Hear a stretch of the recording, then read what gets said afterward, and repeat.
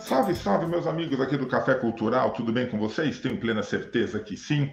Mais uma semana, mais uma oportunidade que a gente tem abrindo câmeras, microfones para a gente bater um papo sobre cultura, sobre arte, sobre coisas que fazem a gente ser mais feliz.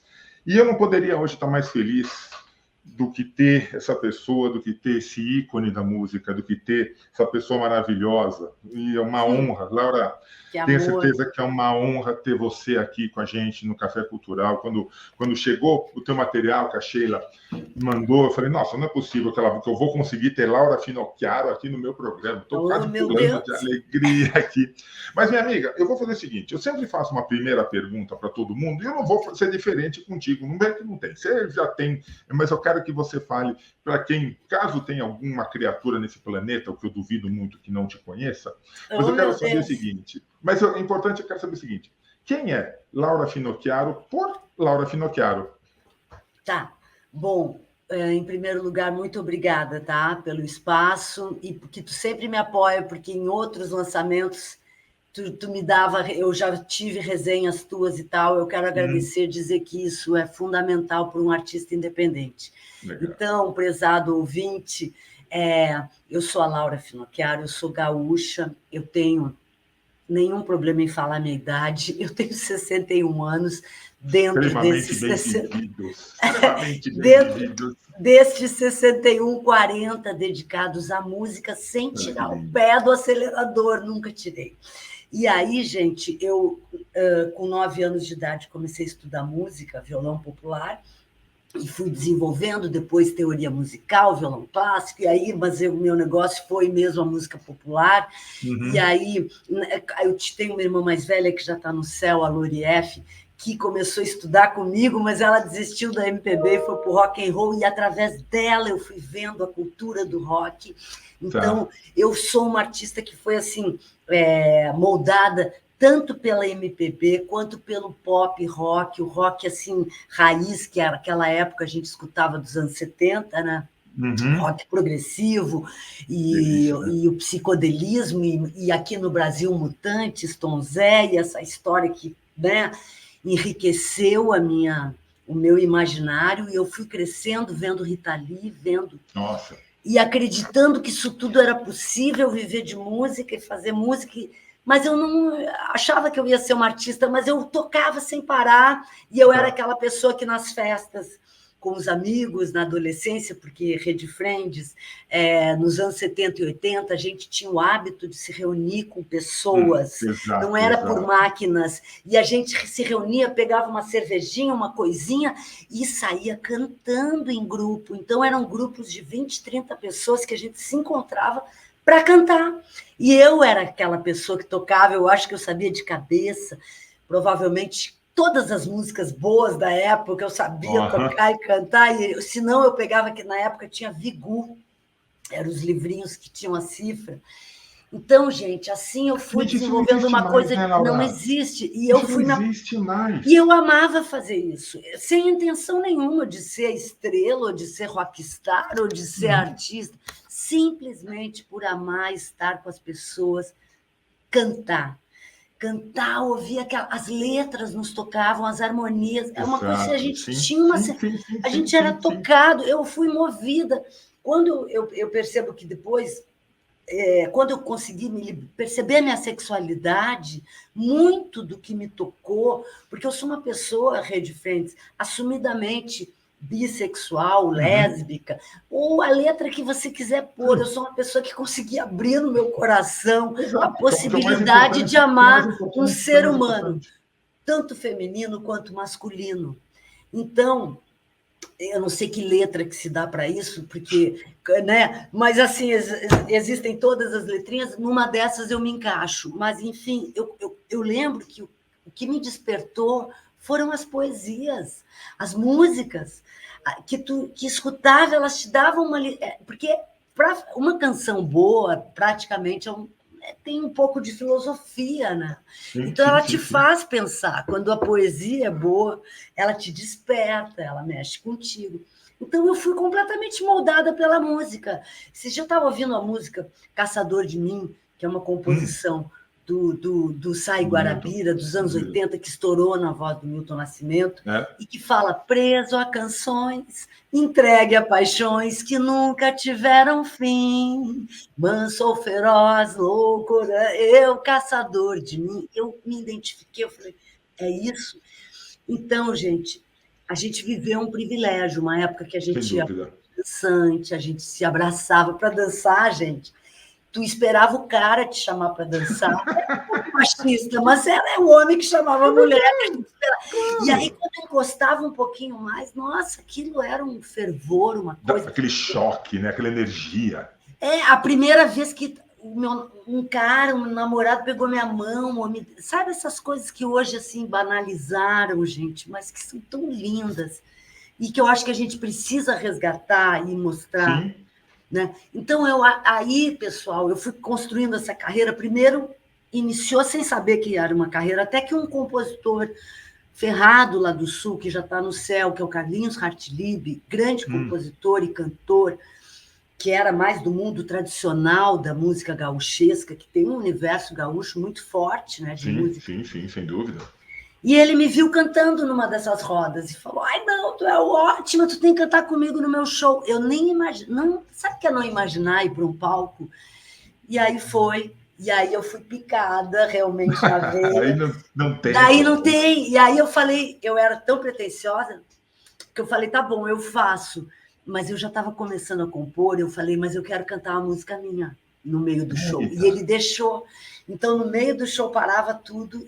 O guitarrista dele, que também está no céu, que foi o Bebeco Garcia, um grande guitarrista do Sul, me acompanhava e a gente fazia uma música minha. Então, ali foi quando começou.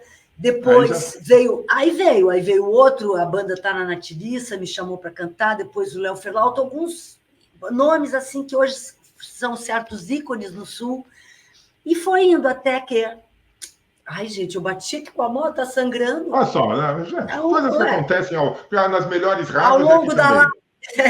Meu sangue para vocês, porque realmente eu fiz a minha carreira na base do sangue, porque, olha, vou pular 40 anos. Para depois eu sobreviver, eu tive que trabalhar, busquei vários trabalhos, porque só como artista independente, impossível. Complica. Começando a carreira, legal, eu topava fazer show em tudo que era lugar, tivesse cachê, não tivesse, eu ia, eu carregava a caixa, eu fazia, mas a gente era jovem, depois tu começa a se profissionalizar e ficar mais velho, né? A Rede Friends, e no meio desse caminho, um fã me inscreveu, 10 anos depois que eu tinha de carreira, e eu fui cantar no Rock in Rio, foi um fã que me inscreveu. Jura, aí eu abri o show do Prince e do Santana, Sérgio. Aí a carreira, todo mundo, a Laura vai estourar, porque apareceu em tudo que foi meio de mídia cultural e midiáticos, né? Folha de São Paulo, aí estourou. Fora MTV, que na época existia e passava clipe. Que falta que faz, não? Que falta que faz uma MTV, não? Aí eu estava ficando conhecida e solicitada e tal. E as gravadoras, tinha uma promessa de um disco e tal, a gravadora. Mas aí veio para CV, Rede Friends. Até então eu achava assim, a política está lá, eu estou aqui, eu não tenho nada a ver com isso, né? Imagina, eu vou fazer minha música, até porque eu venho de uma família, eu sou branca, burguesa, de uma família de um homem que lutou muito para me dar comida, né, e casa, mas ele conseguiu construir uma indústria de camisas. Meu pai chamava Charles, minha mãe se chama Cléria, eu amo eles, meu pai está no céu. E ele construiu uma indústria chamada Derby, uma camisaria que teve muito sucesso no Sul. Foi a primeira camisaria a exportar camisas para fora do Brasil. Então, posso dizer que assim, a gente teve um padrão de vida, nunca me faltou nada, e eu consegui estudar num colégio Anchieta, que era um colégio top, assim, né, cristão e tal. Então, eu não tinha uma visão política. E eu vivi isso na ditadura, eu nem sabia que tinha ditadura, porque o colégio, né? Então, tu vê como a gente vive fora da real, né? Mas aí, quando veio o Rock in Rio, já ao longo dos 10 primeiros anos da minha carreira, que eu comecei a ver a injustiça cultural que existia, que eu comecei a ver, mas por que alguns artistas têm espaço e outros não têm? Por que uns tocam e outros não tocam? E eu comecei a descobrir que por trás tinha uma negociação de dinheiro e de corrupção dos meios midiáticos. Bem-vinda à realidade, né? Pois é, eu fui caindo e eu fui vendo, peraí, mas isso é política. E aí, quando veio o Rock in Rio, e que eu recebi um contrato tão leonino de um empresário, que era o maior do Brasil, e que ele falou para mim, só que tu não pode mostrar para ninguém esse contrato, porque se tu mostrar, não fechamos o negócio. E é claro, eu não mostrei, mas eu falei do contrato para o meu advogado, e ali interrompeu. A máfia é tão grande, o empresário descobriu que eu falei sobre o contrato com o meu advogado, olha que loucura, gente. Além disso, naquele Rock in Rio, depois do Rock in Rio, veio o Plano Collor. Então, a promessa de um disco que a gravadora ia me lançar, tinha uma gravadora, nem vou falar o nome, porque não vale a pena falar o nome dessas multinacionais que destroem a cultura brasileira, mas uma delas ia me contratar e lançar meu disco. Só que aí veio o Plano Collor e quebrou o Brasil. Então, ali parou, todos os sonhos se pararam. Então, ali eu comecei a entender que tudo era política. Então, Rede Friends, eu estou chegando aqui para falar, a gente tem que despertar, acordar. Infelizmente, tudo é política. Ou felizmente, porque se a gente aprendesse, né, Sérgio, a lidar com a política. Na verdade, Laura, eu acho que uma coisa que você colocou fantástica, infelizmente, falando de cultura, esse nosso Brasil ele foi quebrado várias vezes. Eu acho que no Plano Collor foi quebrado economicamente, a cultura foi quebrada economicamente. Mais recentemente, ela foi quebrada estruturalmente, ou seja, por uma falta de incentivo. Nós tínhamos aí um ser na presidência e colocava claramente que cultura não era necessário. Bobagem. Cultura e educação eram bobagens. Ou seja, nós fomos quebrados, nós somos sistematicamente quebrados. E aí, a gente precisa ter muita estrutura pessoal, ter muita estrutura intelectual, ter muita estrutura emocional para conseguir sobreviver. E aí você vem, quer dizer, ao longo, você está com 40 anos de carreira, e, gente, e você está, um single aqui, uma música ali. Agora, uma coisa que nós não temos mais, Laura, é a relação com a música que nós tínhamos. Você lembrou muito bem dos livretinhos que tinham com cifras, os discos antigamente, nós pegávamos os discos, lá tinha um encarte, que você pegava a letra. E quando lançava, a gente se encontrava para escutar, né? Exato, era um acontecimento. A música hoje em dia, e por favor, pessoal, eu não estou criticando nenhum artista, eu acho que todos os artistas têm o seu espaço, têm a sua validade, têm a sua importância. Todos, sem exceção nenhuma.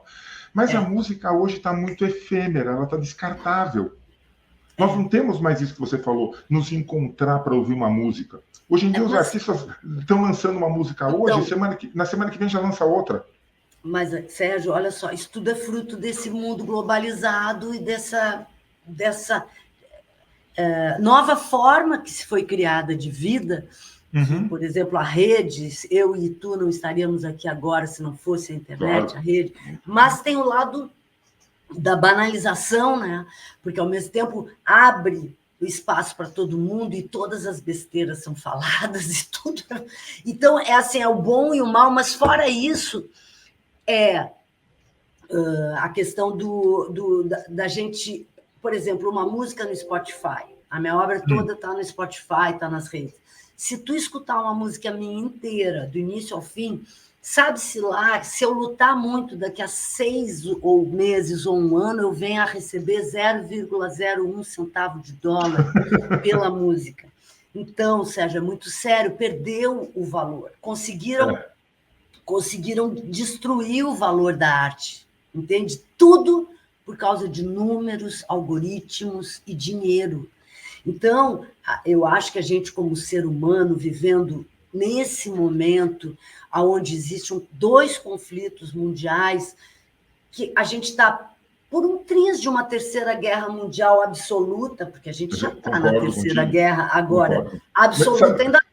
A gente, por exemplo, aqui ainda está um pouco livre, né, Sérgio? Mas o meu medo, você sabe que não é Claro que a gente tem que ter medo de uma guerra absoluta, como você disse, e nós estamos assim, não é nem a uma vírgula, né? Já tá no ponto ali, já está chegando nisso. O meu maior medo são as ações isoladas. A gente não sabe o que esses grupos terroristas podem fazer, sabe? Exato. Até aqui em São Paulo pode explodir um negócio com a qualquer hora, né? Então, por causa desse momento, eu acho que a gente tem que buscar a humanidade e despertar isso nas pessoas. Então, é como tu falou, para aguentar, precisa ter uma cabeça boa, tem que resistir. E muita gente pira, muita gente não consegue, né? Tanto que, por exemplo, São Paulo, Rede Friend, vocês que estão nos escutando, eu moro em São Paulo. São Paulo tá assim, eu trabalho na Praça Roosevelt, ali que é a Sorte Produções, né? O meu home studio, aonde eu produzo e crio as coisas e faço ali a produção do meu trabalho. Num apartamento na Praça Roosevelt. Gente, a cada quadra, menos de uma quadra, são 3 ou 4 corpos estendidos no chão, morrendo de fome, detonados. Então, a gente está vivendo uma guerra civil, porque isso não é normal, e a gente não pode normalizar. Por exemplo, há 2 sábados atrás, eu fui assaltada dentro de um restaurante. Pegaram da bolsinha que estava atrás, um grupo, pegou, botou a mão, tirou o celular e a carteira. Então, assim, a gente está vivendo coisas que estão... E o cara do restaurante falou, normal, a gente tem essa plaquinha, avisa que não se responsabiliza, porque a coisa chegou num ponto. E tá tudo bem, né? Uma plaquinha, não me responsabilizo, resolveu o problema. Resolveu, não, ele não... E aí tu vai lá, faz o BO, mas a polícia fala, não tem o que fazer. Então, assim, detonou, né? Então, gente, assim, qual é a minha... Eu acho assim, a gente tem que resgatar a humanidade, a leveza, isso que o Sérgio falou no início, no humano, investir na pessoa humana, nas relações humanas. E vamos nos resgatar, por exemplo, agora, nesse exato instante, em Londres, em Paris, em vários países da Europa, estão tendo greves e o povo está na rua porque não aceita essa guerra. Porque não quer mais sangue, porque não quer esse genocídio que a gente está vendo ao vivo e a cores pela televisão. Ontem mesmo, teve uma hora que eu fechei o olho, eu falei, não, isso eu não vou ver. Não quero ver mais. Né? O cara estava sendo executado e a gente viu isso. Então, gente, Sérgio, eu acho que agora a arte, mais do que nunca, é a grande arma de salvação. Concordo. A gente, nossa, fantástico. A cultura, né?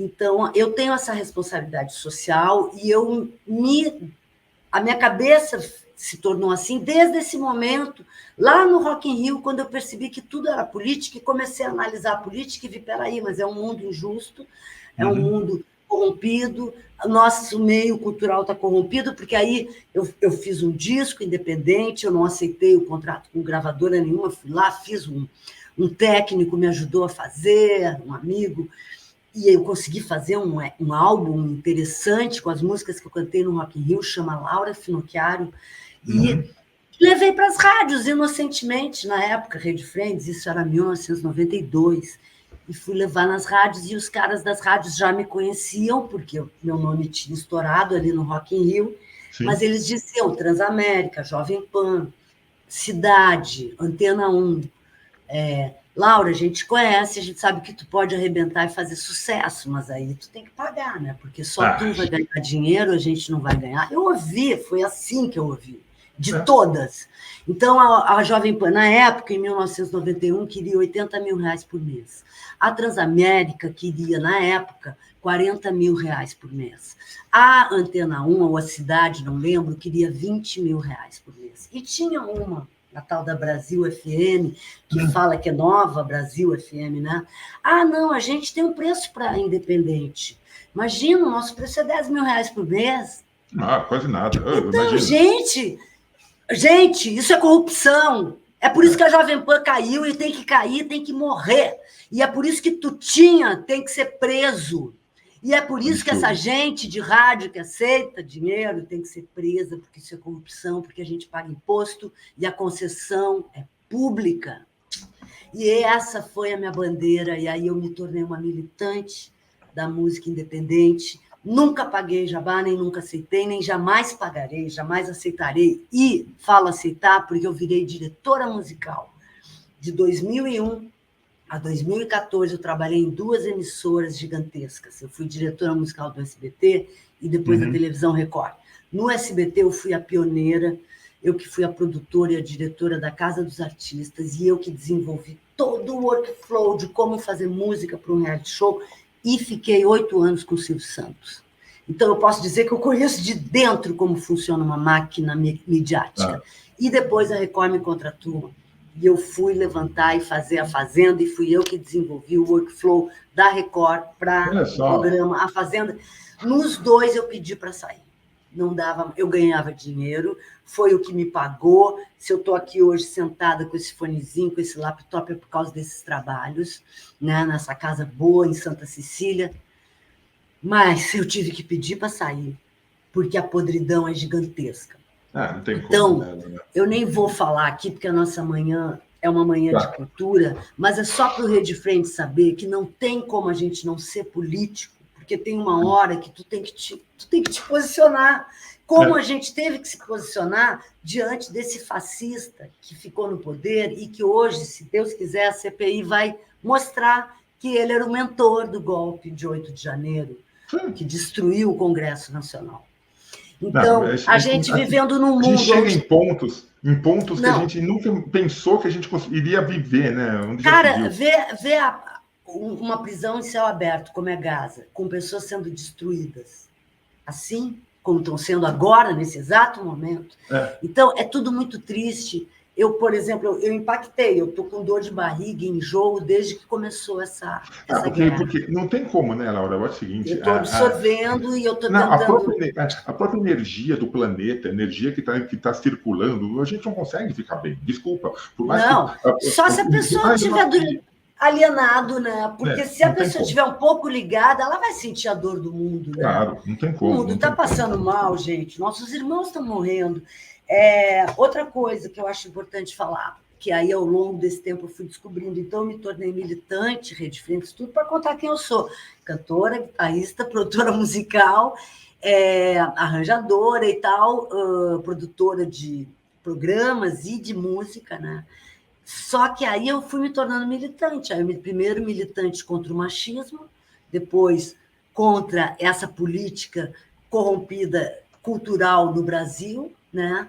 Então, me tornei mesmo uma artista independente e depois militante pela causa gay, porque aí também eu fui entendendo que isso era política e que eu tinha que tomar, né? As pessoas começaram a me chamar para participar da parada e quando eu vi, eu fui a pioneira e eu estava lá na primeira parada e eu cantei de graça por 6 anos para a parada, ou 7 anos, levantando e naquele primeiro caminhão, quando não tinha patrocínio. A Pablo Vittar nem existia, muito menos a Lineker. Então, eu ia lá para frente, para o caminhão, e sem ganhar nada. Eu ia porque eu era a única artista que tinha coragem. Depois de mim, veio de se mostrar publicamente, porque tinham teóricos, artistas teóricos, mas não tinham coragem de aparecer. E eu tinha, eu sou muito cara de pau, eu ia. E aí, depois de mim, veio o Edson Cordeiro, que topou. Mas, gente, a gente, nas paradas que eu participei, a gente chamou todos os artistas para participarem, nenhum ia. E dizia, Laura, eu te admiro pela tua coragem, gostaria de poder fazer isso, mas não posso.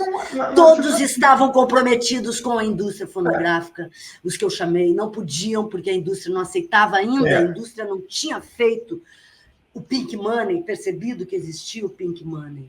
E que depois de alguns anos, daí começaram a aparecer as lésbicas cantoras assumidas, porque aí a gravadora estava por trás, apoiando, que sabia que ia ganhar dinheiro. Por exemplo, uma delas, Ana Carolina, que ganhou muito dinheiro nessa cola. Assim, eu estava lá abrindo a parede, e aí a Sony veio, depois de anos, né? E descobriu que valia a pena falar de sexualidade, que tinha público.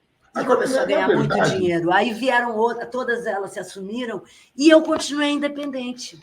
E aí até que uma gravadora veio para mim na época, vamos te lançar como uma cantora lésbica. Eu falei, não, eu não sou uma cantora lésbica. Eu sou uma musicista, eu sou uma compositora. E se vocês ouvirem minha obra, eu convido todos vocês, são 20 discos, todos independentes, em todas as redes, plataformas, né, de plataforma musical, essa, né, Spotify, Deezer, iTunes, vai lá, escuta. Eu não peço dinheiro para ninguém, eu me viro. Eu só quero que eu dou a minha canção. Se tu entrar no meu site oficial, você pode ouvir, ver tudo, ou no meu canal do YouTube. Não cobro nada, não tem esse negócio de dinheiro para mim. Claro que eu preciso do dinheiro, mas eu não tenho dinheiro na frente, nunca. Sempre na frente teve o cifrão. O cifrão não, a clave de sol. A clave de sol. Isso, porque num dos programas que eu fiz de reality show, teve uma reunião e o programa bombando, eu só selecionava música boa, as pessoas emocionadas, mandando cartas.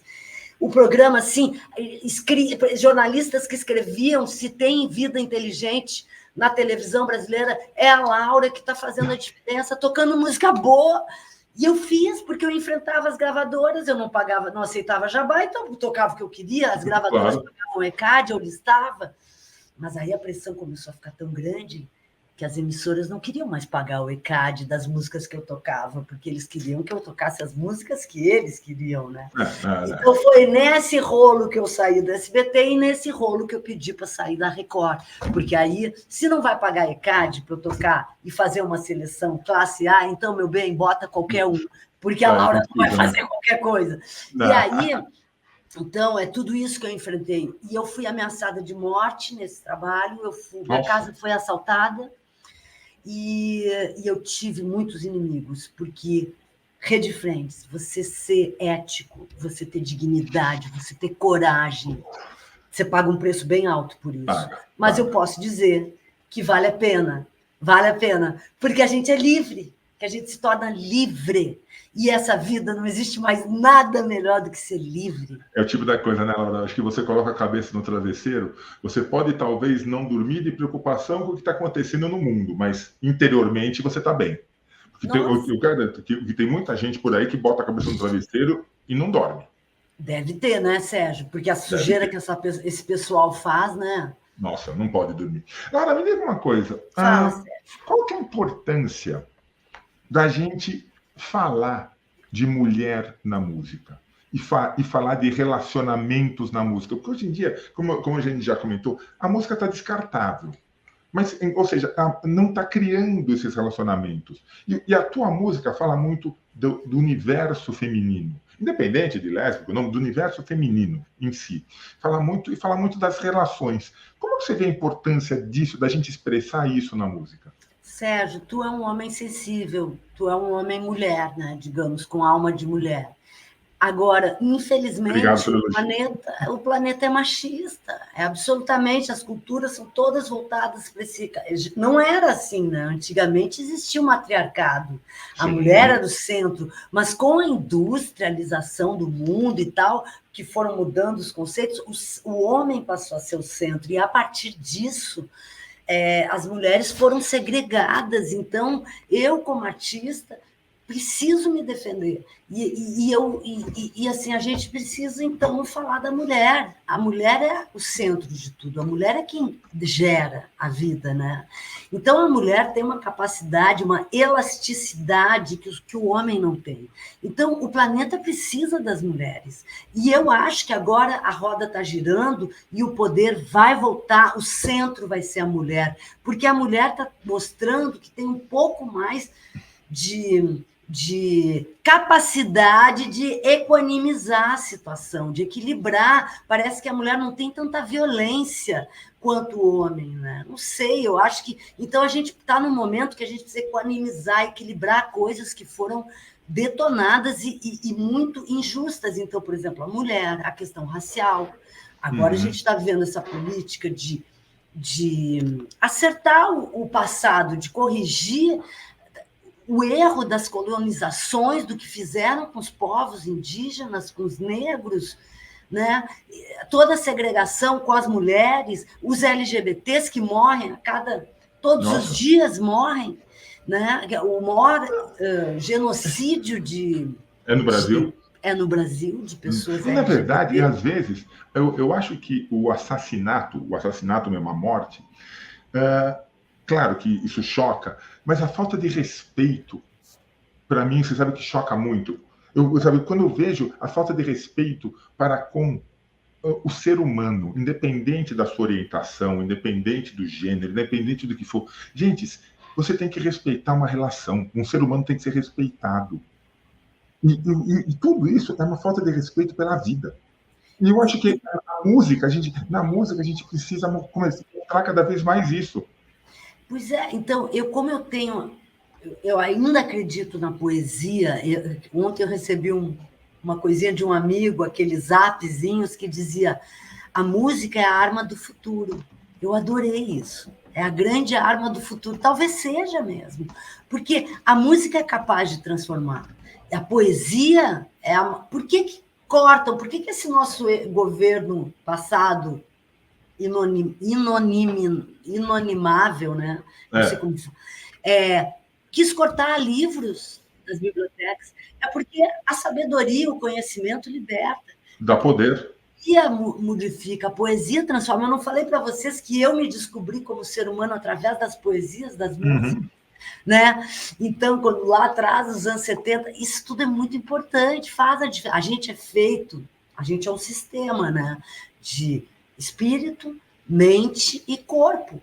Então, não dá para desassociar como esse mundo dos algoritmos e do dinheiro corrompido, que a gente pensa que é só dinheiro e só consumo. Não, gente. A gente é muito mais que isso. Olha a beleza da natureza. Olha a beleza do planeta, olha a beleza do universo, olha a grandeza disso, olha o nosso tamanho diante disso. O que eu quero te falar também, Sérgio e Rede Frentes, que eu aqui falando palavras bem calma, eu não sou calma, eu sou muito enfesada. E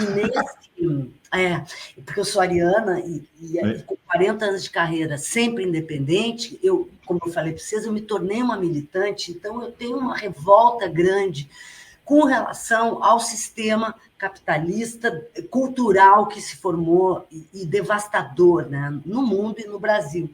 Então, eu luto contra isso. Eu sou uma militante, então, eu sou uma guerreira, né? Então, eu não sou assim, uba-uba. Não, eu acredito no amor, na poesia, na música, e eu sou contra a violência, mas eu estou num mundo violento e eu não consigo fazer meditação todo dia. Então, tem dias que eu perco, assim... Quando eu vejo que o cara é irracional, infelizmente, eu estou me tornando... Então, assim, eu estou precisando me equilibrar também, Sérgio, porque a gente tem que enfrentar as diferenças, como tu falou, a falta de respeito, porque, no final, eu perco o respeito quando eu vejo uma pessoa que é radical, de direita, fascista, reacionária, corrupta... A gente não pode se calar, mas também não pode... A gente não baixar o calão. E, às vezes, eu baixo o calão, gente. Então, assim, a Laura não é tão queridinha assim. Estou meio perturbada também. Não é fácil, gente. Não é fácil. Mas, assim, acho que eu já consegui bastante coisa por resistir. Né? Sem dúvida, porque, assim, como eu nunca tive um hit, até tive hits quando eu fiz as músicas da TV Colosso, uma coisa boa que me aconteceu, que foi compor para a TV Colosso, contratada, com dinheiro, para fazer, sabe, aquele projeto dos cachorros, dos inícios dos anos 90, foi lindo, um projeto revolucionário, porque a gente trouxe música eletrônica com música boa e popular, misturei a música popular brasileira com música eletrônica e com música boa, e aquilo... Fiz vários hits. Deu certo. Malabi, eu posso dizer que é o meu maior hit, junto com a Leca Machado, minha grande parceira. E Malabi, bila, malabi, lama, mabila, malabi, labi, malalalabi, mabi, malabi. Era o cachorro que lia os astros. Essa música é a única música minha que eu posso dizer assim, que explodiu. Então, eu não sou uma pessoa que tem sucessos, né? Então, assim, Laura, onde é que está o teu mérito se eu não sou uma artista que fez nem muitos shows, nem hit? É na resistência, sabia? Eu acho, Sérgio. É o conjunto, na obra. É um conjunto muito forte, é um conjunto muito estruturado. Não tem como não falar. Louco isso, né, Sérgio? E aí, gente, eu sei que está chegando a hora de terminar a nossa entrevista. Estamos a 34 minutos. Pois é, eu quero que tu me pergunte, mas assim, para falar o último lançamento, Mulher de Púrpura. Obrigada isso eu quero falar de Mulher de Púrpura. Assunto. Aí, então, a minha primeira composição, que era um sucesso quando eu cheguei aqui, que eu fiz o show no Lira Paulistana, um lugar que foi um culto muito importante para a música brasileira, assim, a música de vanguarda brasileira nasceu no Lira Paulistana. Sim, e eu também, sim. foi outro fã que me escreveu, eu venci o festival e vim cantar no Lira em 83, em São Paulo. E aí nunca mais fui embora. Então, eu estou aqui desde 1983. Então, naquela época, eu cantava uma música que chama Gata da Rua. 40 anos depois, eu canto uma música que chama Mulher de Púrpura. E aí eu fico pensando, o que aconteceu dessa gata, da gata da rua à mulher de púrpura? Mulher de Púrpura. Né? É isso, é a consciência, né, dessa nossa... Que foi o que o Sérgio falou, aconteça o que acontecer, a gente tem que resistir. Então, é essa consciência de que a gente vale, sim. A gente pode não ser o hitmaker, nem o mainstream, mas o que a gente já é muito, né, Sérgio? Nossa. Um pouquinho que a gente puder fazer, a gente já pode ajudar. Ajudar a pessoa que está próxima a você e, quem sabe, reverbere um pouco mais longe, né? É o conceito de corrente, né? É o conceito da corrente, sabe? Ajudar o próximo, que o próximo ajude. E um dia você vai ser o próximo de alguém que vai ser ajudado. É isso, é exato, isso é lindo. Então, pensando assim, eu me construí, eu me tornei uma mulher iluminada pela luz púrpura, que é a luz que transforma, mas, na verdade, essa música foi para celebrar a minha irmã mais velha, Lori F., que é uma grande roqueira que está no céu, e também todas as mulheres, e tem a voz da minha irmã mais nova, que é pura luz, a Débora Finocchiaro, que é uma atriz. Se tu tiver a oportunidade de falar com ela, Sérgio, tu vai te apaixonar. Ela é incrível. Manda ela para cá. Manda ela para mim. Vou te mandar, tu vai amar. A Débora é atriz, diretora, cantora, diversos sucessos. Agora vai para Portugal fazer uma peça. E ela faz a voz, uma locução nessa gravação, e a música foi escrita pelo Ricardo Finocchiaro, que é o filho da Lori, e que é um produtor de rock e também canta numa banda de rock. A família é injetada na arte. Eu acho que por causa do meu pai, que era muito sensível. Maluco, tudo maluco. A minha mãe, muito sensível, uma mulher muito doce, costura, pinta, sabe? Veio dela, eu acho, o talento. Mas, assim, gente, então, a Mulher de Púrpura, ela cultua as mulheres, mostra a importância da gente ter coragem, sabe? Então, ela vibra pela Lori F., que é essa música, corajosa, poderosa, mulher de púrpura, mas com ares cor-de-rosa. Sempre a docilidade. E Rita Lee, nossa linda, eu tenho feito um show que eu homenageio a Rita Lee e a Cássia Eller, porque então eu pensei, quais são as mulheres de púrpura do Brasil, né? E eu tenho uma intenção de manter esse show e a cada temporada ir celebrando compositoras. Eu pretendo celebrar a Maísa, pretendo celebrar Dolores Duran, sabe? Nossa, importantíssimo, importantíssimo. Quero resgatar. Então, esse show Mulher de Púrpura, eu acho que ele vai ter um tempo muito longo, porque a cada temporada eu pretendo celebrar mulheres e cantar elas no show. Então, é isso, Rede Friends, é uma busca de dignidade ética, de fazer um trabalho que sensibilize, comova, porque a gente precisa ser tocado e comovido, a gente precisa. E olha, se você está muito assim perturbado, vai para a natureza, põe o pé no chão, olha para uma flor, olha para o teu irmão, olha para uma criança e vê a bênção de Deus. Sim. Ou da Acredita, deusa.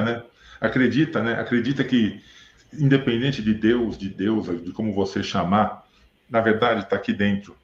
Tá? Existe uma centelha divina dentro de cada um de nós que nos faz ser iguais.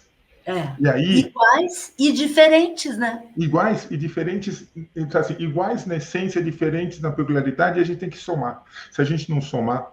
Mas, minha amiga, daqui a pouco estão me dando um pé na bunda aqui do programa, que o link já está quase que estourando.